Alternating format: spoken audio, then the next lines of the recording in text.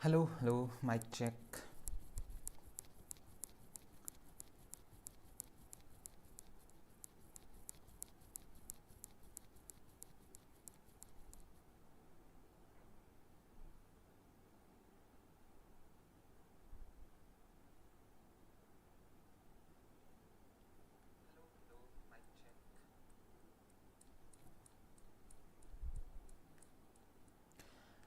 चलिए भाई स्टार्ट करते हैं अपना लेक्चर।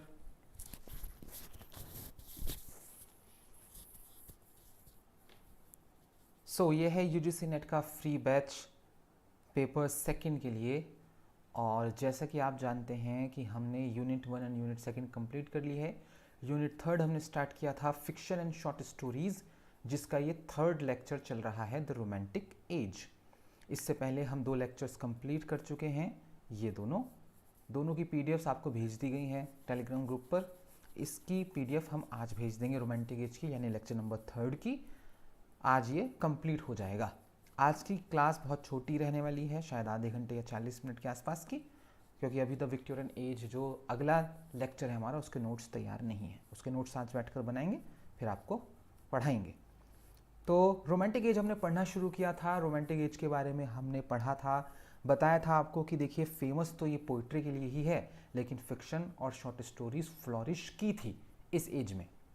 गॉथिक नॉवल का जिक्र किया था, जिसमें 3 नाम आपको याद रखने थे, मैरी शेली, एन रेडक्लिफ और Matthew Gregory Lewis. Romantic novels हमने आपको बताया था कि इस एज में लिखे गए, सोशल क्रिटिसिज्म के साथ लिखे गए, जिसमें जेन ऑस्टिन बहुत बड़ा नाम, सल्वाटर स्कॉट।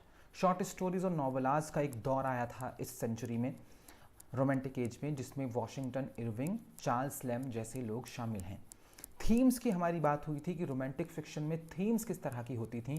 तो आपको बताया गया था कि वो इमोशन और इमेजिनेशन पर लिखते थे, नेचर को सबलाइन कहा करते थे और इंडिविजुअलिज्म की बात करते थे, और रेवोल्यूशन से बहुत इन्फ्लुएंस थे, जैसे कि विलियम वर्ड्सवर्थ थे फ्रेंच रेवोल्यूशन से। ऐसी ये राइटर्स बहुत ज़्यादा इन्फ्लुएंस थे क्रांतिकारी चीज़ों से जो उस वक्त हो रही थी।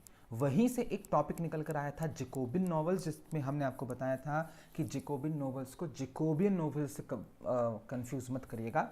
जेकोबिन नॉवेल्स के बारे में हमने आपको बताया था कि ये एक रेडिकल पॉलिटिकल फिक्शन नॉवेल्स थे। ये वो राइटर्स थे जो फ्रेंच रेवोल्यूशन के आदर्शों से बहुत ज़्यादा इन्फ्लुएंस थे।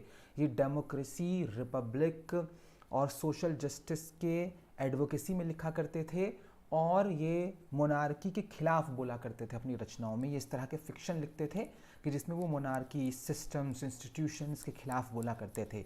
इसके की फीचर्स हमने पढ़े थे जेकोबिन नॉवेल्स के, कि वो पॉलिटिकल रेडिकलिज्म नज़र आता था, इंडिविजुअल राइट्स पर फोकस रखते थे, सोशल जस्टिस की थीम पर लिखते थे, गॉथिक और सेंटिमेंटल एलिमेंट्स डाला करते थे। जो प्रोमिनेंट जेकोबिन नॉवेलिस्ट थे और उनकी नॉवेल्स थे, उसमें विलियम गॉडविन थे एक नाम, मैरी वॉल्सटोनक्राफ्ट थी, शार्लोट स्मिथ थी, ठीक है, एलिजाबेथ इंचबॉल्ड थी, थॉमस हॉलक्रॉफ्ट थे, इसके अलावा रॉबर्ट बेज भी थे। ठीक, हमने यहाँ तक की सारी बातें पढ़ ली थी रोमांटिक एज में।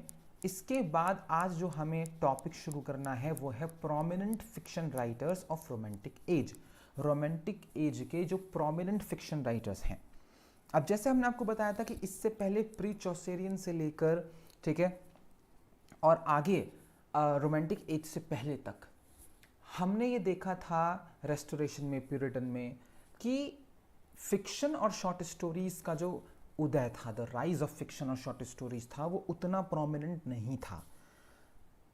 उसकी थीम्स के इर्द गिर्द लिखा जा रहा था, पर मॉडर्न सेंस में फिक्शन और शॉर्ट स्टोरीज नहीं लिखा गया। रोमांटिक एज में वो चीज़ें बदली। यहाँ पर हमने कई नाम ऊपर पढ़े, और हमने आपको बताया कि फिक्शन और शॉर्ट स्टोरीज बहुत प्रोमिनेंटली लिखा जाने लगा और पढ़ा जाने लगा इस दौर में। अब इसी वजह से कुछ प्रोमिनेंट राइटर्स आए हैं इस दौर में, जिन्होंने इस पूरे मूवमेंट को शुरू किया फिक्शन एंड शॉर्ट स्टोरीज को लिखने में। अब जब हम नेक्स्ट लेक्चर अपना शुरू करेंगे, वहाँ से ये और ज़्यादा इंपॉर्टेंट होने लगेगा। हमने आपको बताया था कि ये यूनिट रोमांटिक एज से इंपॉर्टेंट होती है, और आगे ये बहुत इंपॉर्टेंट हो जाएगी लास्ट लेक्चर तक। चलिए शुरू करते हैं। द रोमांटिक एज, जो लेट 18th सेंचुरी से शुरुआती 19th सेंचुरी तक मानी जाती है, is known primarily for its poetry. देखो प्राइमरली हम पोइट्री के लिए ही रोमांटिक एज को जानते हैं, है ना, बहुत बड़े बड़े पोइट्स वहाँ पर आए हमारे पास, but it also produce notable fiction. लेकिन काफ़ी हद तक नोटेबल नोटिसेबल फिक्शन राइटर्स इस एज ने प्रोड्यूस किए हैं, who explored themes of nature, जिन्होंने नेचर के बारे में फिक्शन लिखा, इमोशन के बारे में फिक्शन लिखा और इंडिविजुअलिज्म पर फिक्शन लिखा।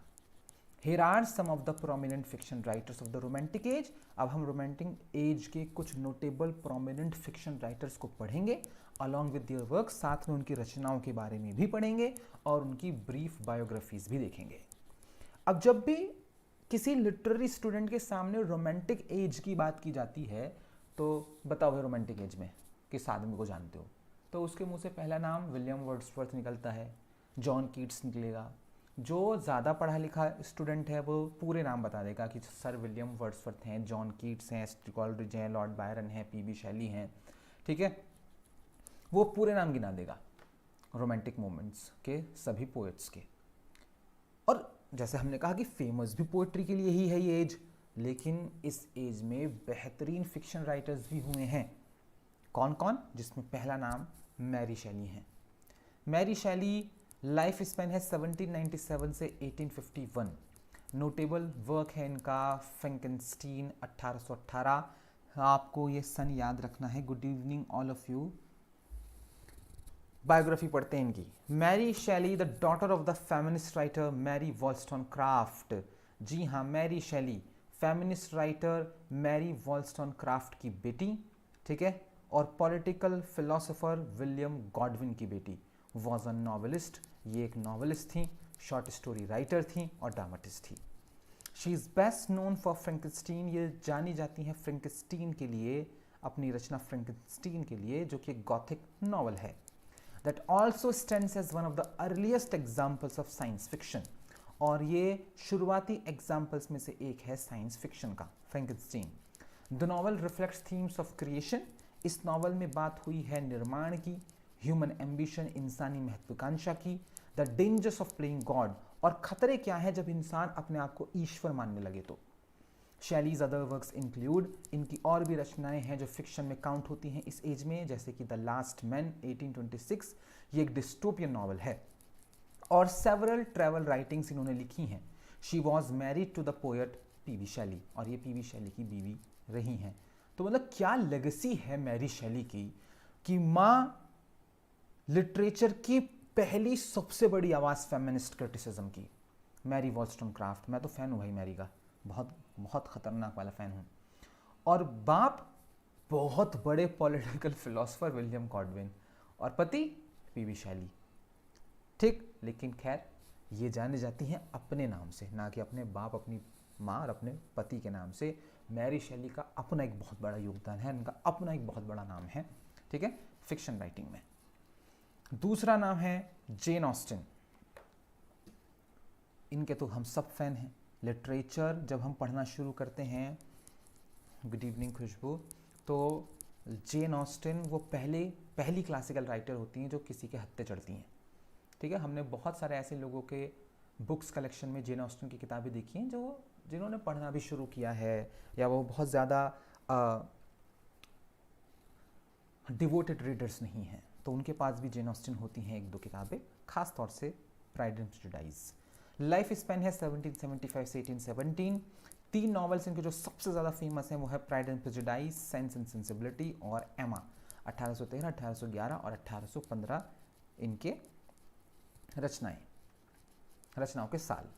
बायोग्राफी देखें तो Jane Austen is one of the most well known authors of the romantic as. Jane Austen romantic as की सबसे जानी मानी ऑथर्स में से एक हैं, दो her works are often seen as more grounded in realism. वैसे इनकी रचनाओं को हम ज़्यादातर रियलिज्म में रखते हैं कि बहुत ही वास्तविक लिखती थी, ना कि रोमांटिसिज्म में रखते हैं, बट फिर भी she focused on the lives of the landed gentry. इनकी कहानियों में जो फोकस होता था वो सज्जन जो वर्ग है, लैंडेड जेंट्री जो है, जेंट्री कहते हैं सज्जन लोगों के समूह को, मोस्टली कुलीन वर्ग के लोगों के लिए इस्तेमाल किया जाता था। And the roles of women in society, तो उस जेंट्री पर लिखती थी, और महिलाओं की जो रोल है सोसाइटी में उस पर लिखती थी। विथ कीन ऑब्जर्वेशन ऑन सोशल क्लास, बहुत ही कीन ऑब्जर्वेशन था इनका सोशल क्लास पर, मोरालिटी पर और कोर्टशिप पर। Her novels are known for their wit, इनके नॉवेल्स जाने जाते हैं उनकी विट के लिए, आयरनी के लिए और रिच कैरेक्टराइजेशंस के लिए। बहुत अच्छे अच्छे कैरेक्टर लिखे हैं जॉन ऑस्टिन ने।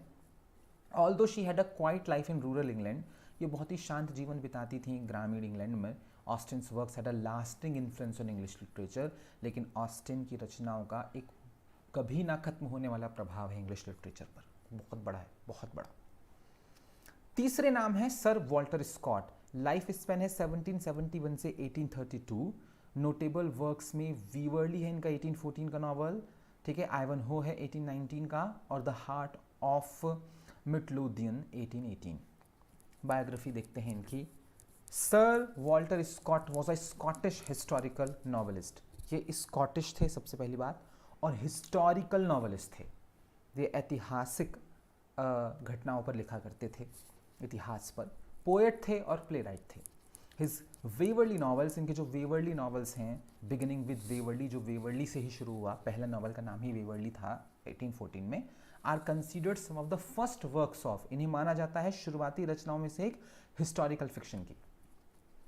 तो हिस्टोरिकल फिक्शन थोड़ा सा मैं आपको बता देता हूं कि हिस्टोरिकल फिक्शन में फिक्शन होता है, काल्पनिक कहानी होती है, बट रियल हिस्ट्री की घटनाएं होंगी या रियल किरदार होंगे। कहानी काल्पनिक है, ठीक है, मान लीजिए कि जालियांवाला बाग हत्याकांड है फॉर एग्जांपल, वो असल घटना है हमारे इतिहास की, ठीक है। वो जब हो रहा है अमृतसर में, तो उस दिन एक प्रेमी प्रेमिका हैं, ठीक है, जो मिलने का प्लान बना रहे हैं कि चलो मिलते हैं, बहुत दिन हो गए मिले हुए, और वो मिल रहे हैं मार्केट में फॉर एग्जांपल प्रेमी प्रेमिका, लेकिन वो बहुत बड़ा हत्याकांड हो गया, तो उसका क्या असर उनके प्यार पर पड़ेगा। तो ये हिस्टोरिकल फिक्शन है। वो कहानी काल्पनिक है, लेकिन वो घटना, ठीक है, वो सेटिंग ऑफ प्लेस, वो सेटिंग ऑफ टाइम असली है। तो ये जो वेवर्ली था, ये इसी तरह का एक हिस्टोरिकल फिक्शन है, ठीक है, और ये शुरुआती एग्जाम्पल्स में से एक है इस तरह के। Scott's works often reflect themes of chivalry. Scott की रचनाओं में, मिंटू कल क्या है, कल फ्राइडे है, हाँ ले सकते हैं, डिपेंड्स की नोट्स बन पाएंगे कि आज रात, अगले लेक्चर के नोट्स तैयार नहीं है हमारे, तो आज रात को बैठेंगे हम नोट्स बनाने आपके। तो जैसे मैं आपको कई बार बता चुका हूँ कि जो है आपका बैच चल रहा है, इसमें हम हाथ के हाथ नोट्स बना रहे हैं, आज बनाए हैं कल आप, आज जैसे ये जो आपको आज पढ़ाया जा रहा है ये हमने कल नोट्स बनाए, ठीक है। तो इस तरह से आपको पढ़ाया जा रहा है ये, तो इसमें बहुत वक्त मेरा लग रहा है इस बैच में, ठीक है, और बहुत ज़्यादा इसमें मेहनत हो रही है इस बैच में, टाइपिंग करना, नोट्स बनाना, ठीक है, उनकी पीडीएफ्स बनाना, काफ़ी टाइम मेरा कंज्यूम हो रहा है इस एक घंटे में, इस एक घंटे के बैच के लिए। तो विल सी, ठीक है, अगर नोट्स बन जाते हैं इतने की 30, 40, 45 मिनट की क्लास आपकी ली जा सके तो मैं ज़रूर कल क्लास ले लूँगा, otherwise you know very well कि फिर मंडे कोई क्लास होगी, ठीक है। तो मैं मैसेज कर दूंगा आपको ग्रुप में। तो स्कॉट की रचनाओं में प्रायः वो शिवेलरी पर लिखते थे, रॉयल्टी पर लिखते थे, सॉरी लॉयल्टी पर लिखते थे, नेशनल आइडेंटिटी पर लिखते थे, राष्ट्रीय पहचान पर, drawing from Scottish history and folklore, और वो सारी कहानियाँ स्कॉटिश इतिहास और स्कॉटिश लोक कथाओं से लेकर आते थे। हिज नॉवल इवानहो, इनका जो एक novel Ivanhoe is a romanticise portrait of medieval England, ये एक रोमांटिसाइज चित्रण था मिडिवल इंग्लैंड का, ब्लेंडिंग हिस्टोरिकल इवेंट्स, इसमें उन्होंने मिक्स किया है हिस्टोरिकल घटनाओं को फिक्शनल कैरेक्टर्स से, जो जैसे मैंने अभी आपको एक अमृतसर वाला एग्जाम्पल दिया है। Scott's influence extended far beyond literature, इनका जो प्रभाव है वो लिटरेचर से कई दूर तक गया, into the shaping of modern historical fiction, इस आदमी ने मॉडर्न हिस्टोरिकल फिक्शन को आकार दिया है। उसके बाद तो जब इन्होंने लिखना शुरू किया ना, प्रोमिनेंटली लिखना शुरू किया स्कॉट ने, तो लोगों को लगा यार ऐसे तो हम बहुत सारी कहानियां बना सकते हैं कि कोई भी ऐतिहासिक घटना उठा लो जो असल में हुई है, और उस घटना को उठाने के बाद एक काल्पनिक किरदारों की दुनिया बना लो जो उनसे इन्फ्लुएंस हुआ हो।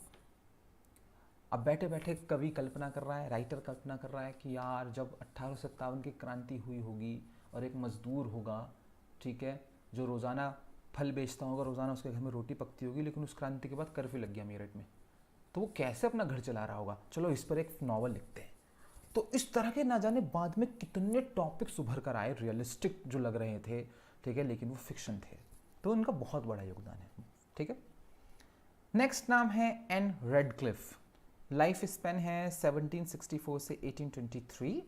नोटेबल वर्क्स में 2 नॉवेल्स इनके बहुत फेमस है, द मिस्ट्रीज ऑफ उडाल्फो और द इटालियन, 1794 में लिखा गया और 1797 में लिखा हुआ रिस्पेक्टिवली।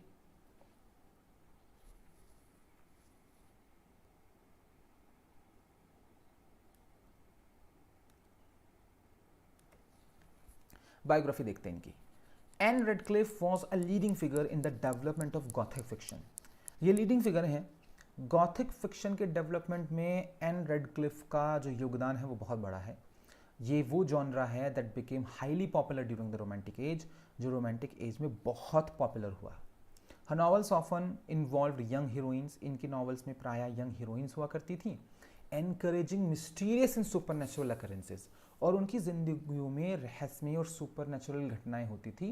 किसी आइसोलेटेड कासल्स में, किसी महल में कोई लड़की है, उसके ज़िंदगी में कोई राक्षस आ गया, कोई परी आ गई, ठीक है, या विल्डरनेस सेटिंग्स होती थी, बहुत ही जंगलों में कोई घर है, उसमें कोई लड़की रह रही है, यंग हीरोइन है, उसकी ज़िंदगी में वो जंगल में जा रही है, अचानक से उसे परियां दिख गई, जंगलों में रहने वाली एल्फ से उसका सामना हो गया, ठीक है, फिर उसने उनकी ज़िंदगी में किसी चीज़ को सुलझाया। इस तरह की कहानियाँ होती थीं।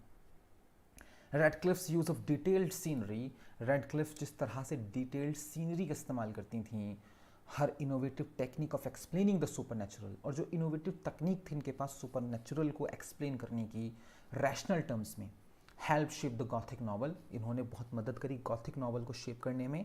इन्फ्लुएंस लेटर राइटर्स, बाद के राइटर्स को बहुत इन्फ्लुएंस किया इन्होंने, जैसे मैरी शेली को, एडगर एलन पो को, बहुत सारे लोगों को। तो गॉथिक फिक्शन जो है, गॉथिक नॉवेल्स जो हैं, पढ़े मैंने बहुत कम है, लेकिन मुझे गॉथिक नॉवेल्स पर बेस्ड मूवीज़ बहुत पसंद है। ये मेरा फेवरेट जॉनरा है, जो मुझे धीरे धीरे करके पता लगा कि अच्छा ओके मुझे ये पसंद है। जैसे बचपन में when I was in 8th और 9th, ठीक है, तो मैंने एक मूवी देखी थी स्पाइडर विक करके, स्पाइडर विक। तो इस तरह के गॉथिक नॉवल पर वो मेरी फर्स्ट मूवी थी जो मैंने देखी थी, एंड आई वाज मतलब मैं फ़ैन हो गया था उस मूवी का। कई कई दिन उस मूवी के बारे में सोचना, ठीक है, जैसे ऑब्सेस्ड हो जाता बच्चा, उसे लगता है कि जो उस मूवी में दिखाया वो हकीकत में भी हो सकता है।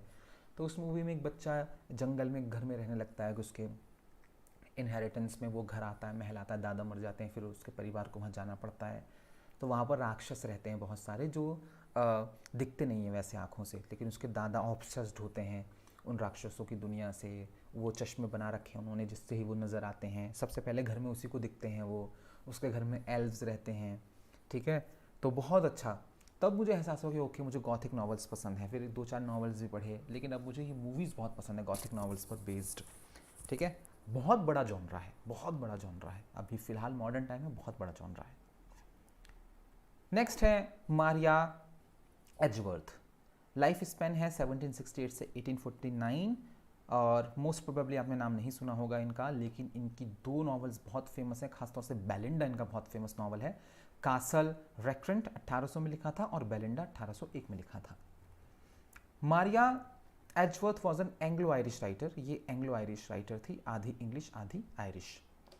Known for her novels about social issues. ये अपने नॉवेल्स के लिए जानी जाती हैं जिसमें वो सामाजिक मुद्दों को उठाया करती थीं, specially those relating to Irish society, खासतौर से वो मुद्दे जो आयरिश सोसाइटी से संबंध रखते थे।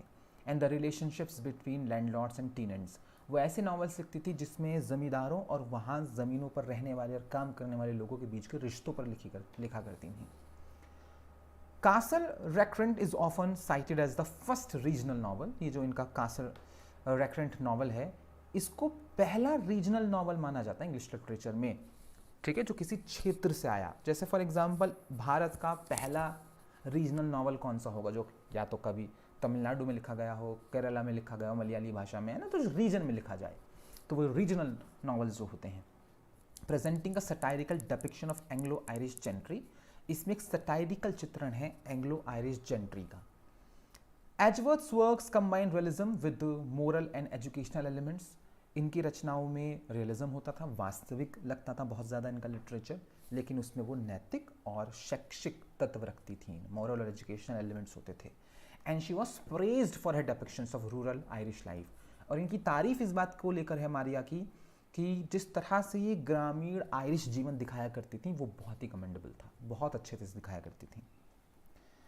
एक नाम और है, सिक्स नाम, चार्ल्स मैचुरिन, 1780 और 1824। मुझे ऐसा लगता है शायद इनका नाम भी आपने कभी नहीं सुना होगा, चार्ल्स का।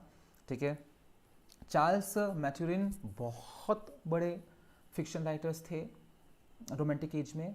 और जैसे कि मैंने आपको बताया कि रोमांटिक एज में हावी हो गया पोइट्री, तो इस वजह से इन लोगों को बहुत कम पढ़ा जाता है, ठीक है, लिटरेचर में। बट दे आर पायोनियर्स, सारे के सारे नाम जो आपने पढ़े हैं छः। नोटेबल वर्क्स में इनका एक बहुत फेमस नॉवल है Melmoth and the Wanderer, 1820। Charles Maturin was an Irish cleric, ये एक आयरिश क्लरिक थे, पादरी थे, राइटर थे। Whose Melmoth and the Wanderer is one of the most significant Gothic novels. ये सबसे significant Gothic novels में से एक है रोमांटिक पीरियड का। The novel tells the tale of an immortal being. कहानी है ये एक अमर आदमी की, एक immortal being है, who roams the earth in the search of someone. दुनिया में वो भटक रहा है किसी की खोज में, who will take over his pact with the devil, जो उसके बदले डेविल के साथ किए गए इनके समझौते को निभा ले। तो डेविल के साथ पैक्ट एक चीज़ है। डॉक्टर फॉस्टर्स में, अगर आपने डॉक्टर फॉस्टर्स पढ़ा है क्रिस्टोफर मार्लो का, तो उसमें शायद आपने देखा होगा। Otherwise there is a thing कि शैतान के साथ आप समझौता कर सकते हैं। शैतान से आप कुछ भी मांगिए, शैतान आपको वो देगा। आपको पैसा चाहिए, पैसा देगा। आपको विजडम चाहिए, विजडम देगा। आप कहो कि मुझे अमर बना दे, मैं मरना नहीं चाहता, वो आपको अमर बना देगा। लेकिन मरने के बाद आपकी आत्मा ईश्वर के पास नहीं जाएगी, वो शैतान की होगी। ठीक है, अब इसने यही पैक्ट कर लिया था शैतान के साथ, अपनी आत्मा बेचकर शैतान को समझौता कर लिया कि मैं कभी मरना नहीं चाहता। शैतान ने कहा ठीक है, तथास्तु, हो गया काम, मरोगे नहीं बाप। अब अमरत्व सुनने में बहुत फैसिनेटिंग है, लेकिन दुखदाई है ना। सारे दुख आपको झेलने हैं पूरी जिंदगी के, देखना है, ठीक है, और मर नहीं सकते आप। अब वो एक ऐसा आदमी को ढूंढ रहा है जो वो समझौता खुद ले ले, वो मर जाए और वो फिर वो अमर हो जाए, दूसरा आदमी जो उसके बदले इस समझौते पर हस्ताक्षर करे। Maturin's works often explore themes of isolation. इनकी रचनाओं में प्रायः आइसोलेशन नजर आता है, गिल्ट होता है और एग्जिस्टेंशियल डेस्पेयर नजर आता है। ब्लेंडिंग द सुपरनेचुरल, ये सुपरनेचुरल को ब्लेंड करते हैं डीप साइकोलॉजिकल इनसाइट्स के साथ, ठीक है। तो जो मनोदशा है किरदारों की, वो नजर आती है। These writers contributed significantly to the romantic age's emphasis. In writers ने बहुत बड़ा योगदान दिया है रोमांटिक एज के एम्फेसिस पर, क्योंकि रोमांटिक एज में किस पर जोर दिया जाता था? इमोशन पर, इंडिविजुअलिज्म पर और इमेजिनेटिव पोटेंशियल पर लिटरेचर के। क्या आप कल्पना करके कितना लिटरेचर लिख सकते हैं? Particularly through their use of Gothic and historical elements in fiction. खास तौर से इन 6 के 6 राइटर्स ने जो फिक्शन में हिस्टोरिकल तत्व मिलाए हैं, गॉथिक तत्व मिलाए हैं, उससे तो भाई इन्होंने एक पूरा का पूरा मूवमेंट चलाया है एक्चुअली फिक्शन को लेकर। अभी जो फिक्शन है मॉडर्न टाइम में, वो कितना व्यापक है इसका अंदाज़ा नहीं लगा सकते आप।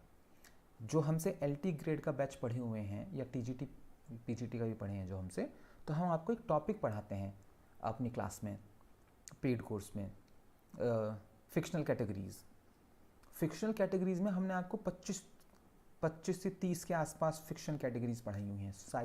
Sign-phi, Gothic novels, historical fiction, biographical fiction, ठीक है। तो अभी तो फिक्शन बहुत ज़्यादा इमेंस है, बहुत ज़्यादा इमेंस है। वो इन्हीं जैसे लोगों की वजह से है, ठीक है, इन्होंने जो एक्सपेरिमेंट किए हैं नॉवेल्स के साथ, फिक्शंस के साथ, ठीक है। तो ये था रोमांटिक एज और ये हमारा कंप्लीट हुआ टॉपिक। अब जब हम आपसे नेक्स्ट क्लास में मिलेंगे, मोस्ट प्रोबेबली कल, ठीक है, आई ट्राई कि मैं कल आपकी क्लास लूँ, तो कल हम विक्टोरियन एज पढ़ेंगे।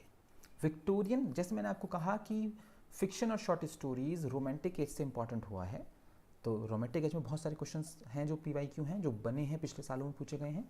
यहाँ से ये और इम्पॉर्टेंट हो जाएगा विक्टोरियन एज में, फिक्शन इन मॉडर्न एज, ठीक है, कंटेम्प्रेरी पीरियड में फिक्शन, ये बहुत इंपॉर्टेंट होने वाला है।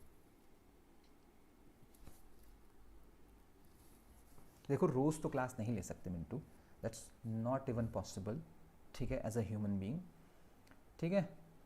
और अगर रोज़ाना क्लास ये तब संभव हो सकती अगर इसके नोट्स तैयार होते। तो जैसे मैंने आपको अभी बताया कि नोट्स रोज़ाना बन रहे हैं, रोज़ाना क्लास ली जा रही है।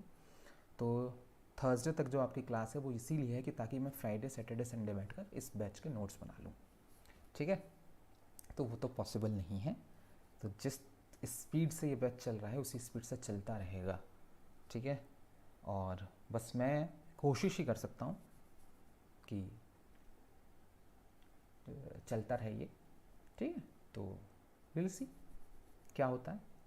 तो उम्मीद तो है कि दिसंबर जनवरी में जब आपका नेट होगा उससे पहले आपका कोर्स हो जाएगा, ठीक है। मुझे ऐसी उम्मीद है क्योंकि 5 यूनिट हैं बस जो बहुत ज़्यादा टाइम लेती हैं, उसके बाद आखिरी की जो 5 यूनिट्स हैं वो बहुत कम टाइम में कंप्लीट हो जाएंगी।